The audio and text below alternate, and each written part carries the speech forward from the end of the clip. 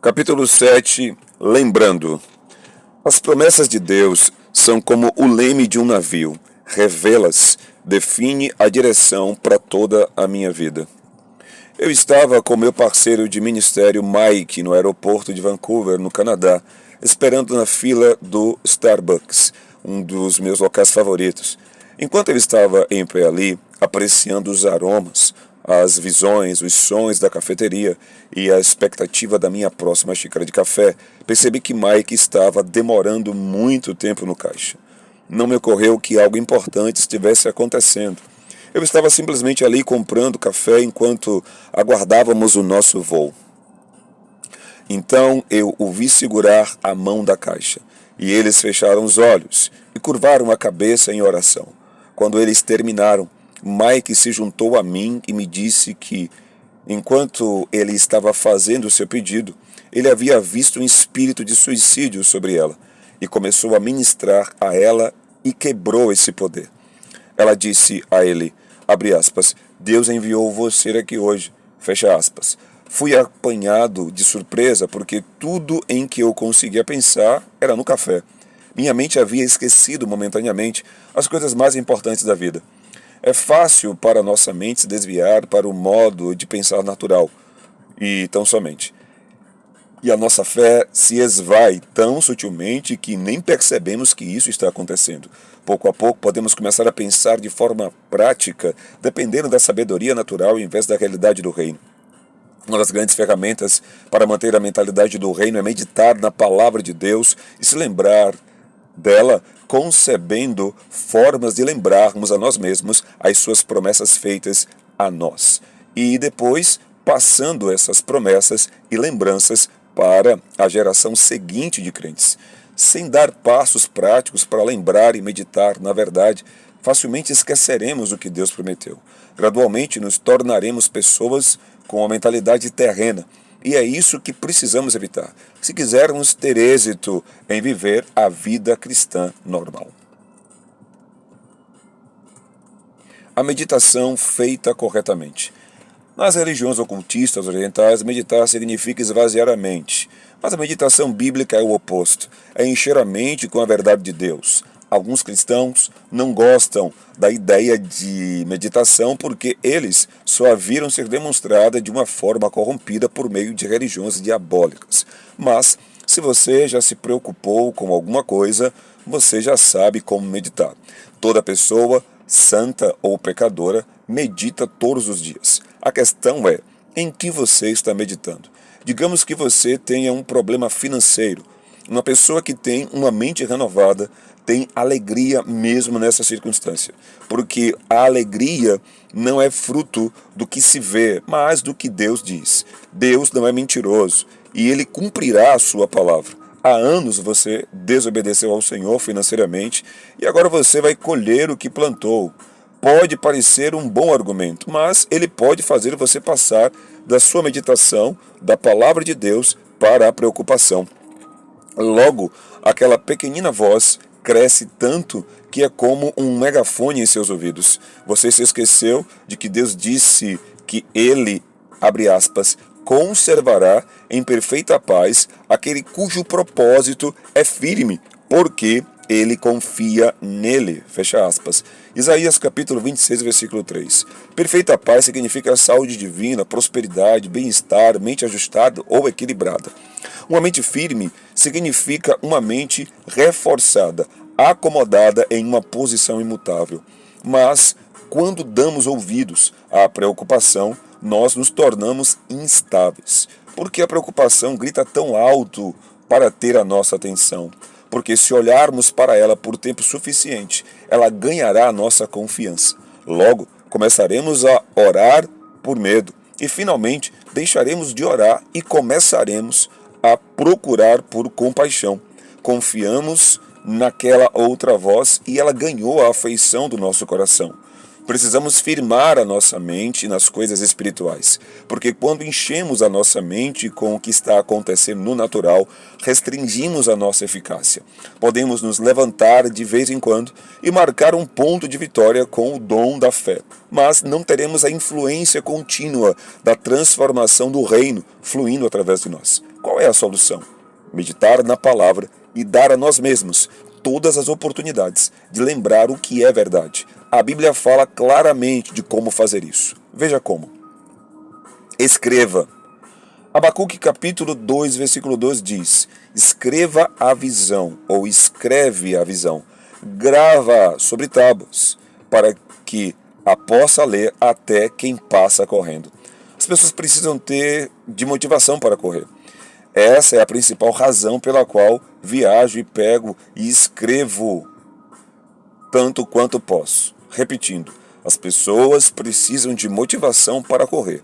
Essa é a razão pela qual eu viajo e prego e escrevo tanto quanto posso. Quero dar às outras pessoas o combustível que elas precisam para se levantar e prosseguir. Quero que elas tenham todas as revelações que eu tenho, assim como eu me alimento das revelações dadas a mim por outros, para participar da obra ativa e tremenda do reino. Não podemos ir casualmente remando o nosso barco rio abaixo. Temos de correr. É por isso que faço como Abacuque advertiu e escrevo as ideias de Deus sobre a minha vida toda vez que elas são reveladas a mim.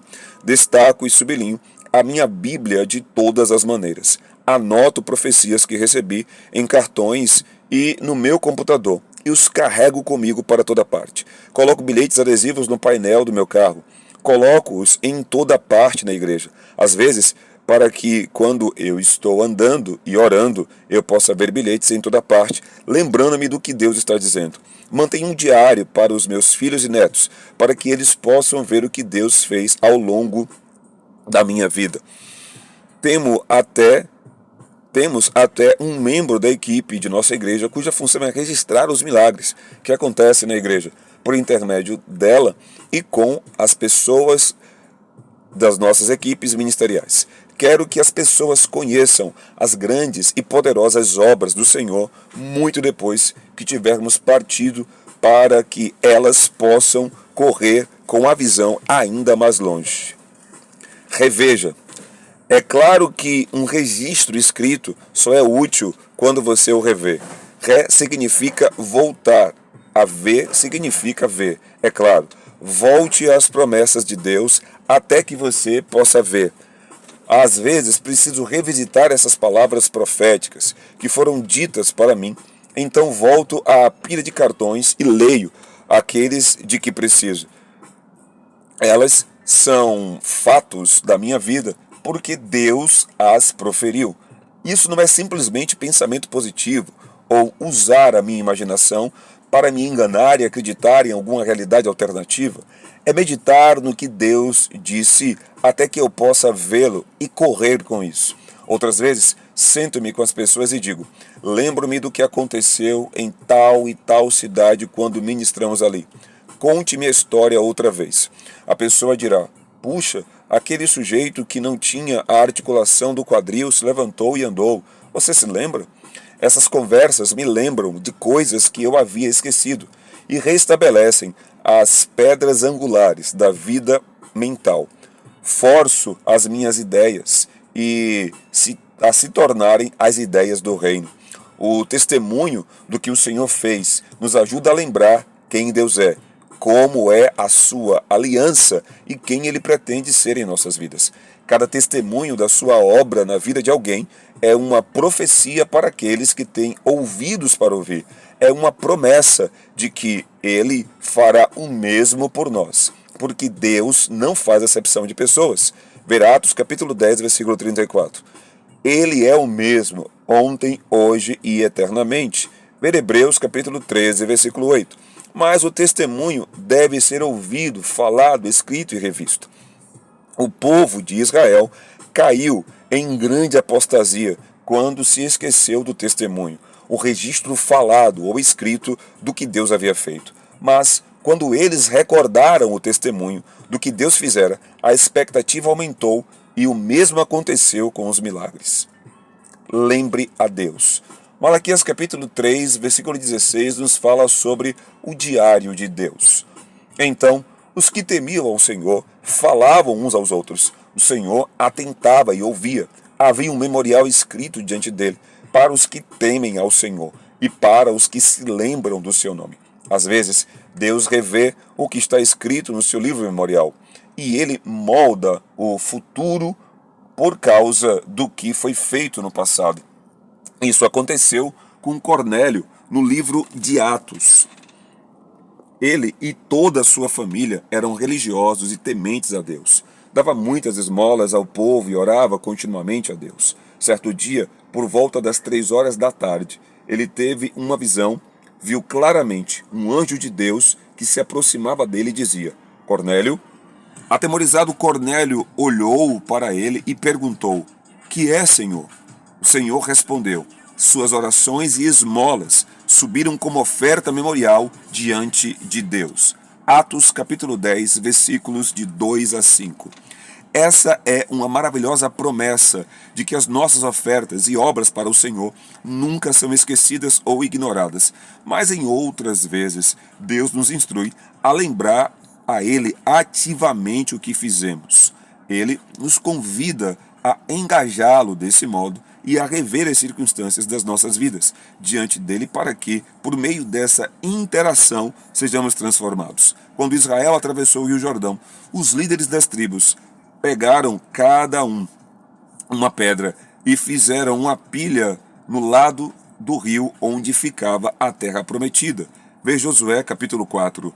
As pedras eram para despertar a memória deles com relação ao que Deus havia feito, mas elas também serviam para lembrar a Deus o estado deles, de necessidade ou a necessidade deles e a obediência deles. Pedras memoriais que colocamos diante de Deus na forma de oração e generosidade lembram a Ele o nosso estado, a nossa necessidade e a nossa obediência. É possível que Deus tenha preferido não saber certas coisas para poder descobri-las no seu relacionamento conosco. Ele nos dá um privilégio estarrecedor de colocar diante dele pedras memoriais para lembrar a ele a nossa fidelidade passada. Observamos isso ao longo da Bíblia. Neemias, governador de Jerusalém, ajudou a reconstruir a cidade e ele levou a sua causa diante do Senhor. Antes, também na obra deste muro fiz reparação e terra nenhuma compramos.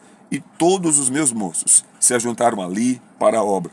Também 150 homens dos judeus e dos magistrados e os que vinham a nós, dentre as gentes que estavam ao nosso redor, eram meus hóspedes.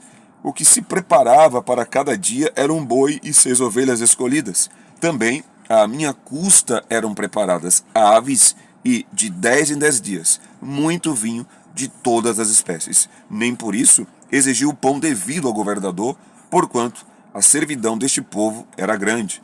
Neemias capítulo 5, versículos de 16 a 18. Ele concluiu: Lembra-te de mim para o meu bem, ó meu Deus, e de tudo quanto fiz a este povo. Neemias capítulo 5, versículo 19. Ele estava lembrando a Deus, colocando uma pedra memorial diante dele. Gostaria de saber o que está escrito no livro memorial do céu, mas creio que o relato da Bíblia nos dá uma boa ideia. Veja o exemplo de Sara, a mulher de Abraão. Riu-se, pois, Sara, no seu íntimo, dizendo consigo mesma, abre aspas, depois de velha e velho também o meu Senhor, terei ainda prazer, fecha aspas, disse o Senhor a Abraão, abre aspas. Por que seguiu Sara dizendo, será verdade que darei à luz sendo velha? Acaso para o Senhor a coisa demasiadamente difícil? Daqui a 1 ano, neste mesmo tempo, voltarei a ti, e Sara terá um filho, fecha aspas. Então, Sara, receosa, o negou, dizendo, não me ri. Ele, porém, disse, não é assim, é certo que riste. Gênesis capítulo 18, versículos de 12 a 15. Ela não deu apenas uma risadinha de constrangimento. A palavra hebraica para rir nos diz que ela estava zombando do que Deus havia dito. Não apenas isso, ela mentiu sobre isso quando Deus a confrontou. Mas Hebreus capítulo 11, versículo 11 diz dessa mesma mulher. Pela fé, também a própria Sara recebeu poder para ser mãe. Não obstante, o avanço de sua idade, mas teve por fiel aquele que lhe havia feito a promessa. Uau! O relato, sem dúvida, parece diferente da realidade. Isso nos diz algo precioso. O livro memorial não tem um registro dos nossos erros. Gênesis capítulo 18 foi registrado em benefício dos homens, de modo que você e eu pudéssemos nos identificar com aqueles que seguiram a Deus no passado. Mas Hebreus capítulo 11 é como isso está registrado no livro memorial. Uma vez que o sangue foi salpicado, não há mais registro do pecado. Deus se gaba nos céus com relação a Sara, e Ele faz o mesmo com relação a você e a mim. Talvez você tenha tido uma semana ruim, mas você se motivou para adorar a Deus. Mesmo assim, isso foi registrado no livro memorial. Você pode ter gritado com as crianças durante o trajeto até a igreja, mas quando pediu perdão e adorou a Deus sinceramente e buscou a sua presença, os anjos registraram: fulana de tal se moveu com grande fé neste dia. Ela se elevou acima das circunstâncias difíceis e viu os propósitos de Deus, que eram superiores a tudo em sua vida. O que no natural parecia uma terrível manhã de domingo foi registrado como um grande ato de fé. A renovação da mente torna-se possível quando lembramos, registramos, revemos e lembramos a nós mesmos e a Deus o que Ele fez no passado, e a nossa obediência é uma maneira segura de consolidar a sua identidade nele e de moldar a sua mente para que ela se conforme à mente de Cristo. Em seguida, vamos lidar com um problema difícil de manter a nossa mente na realidade do céu durante os períodos de crise.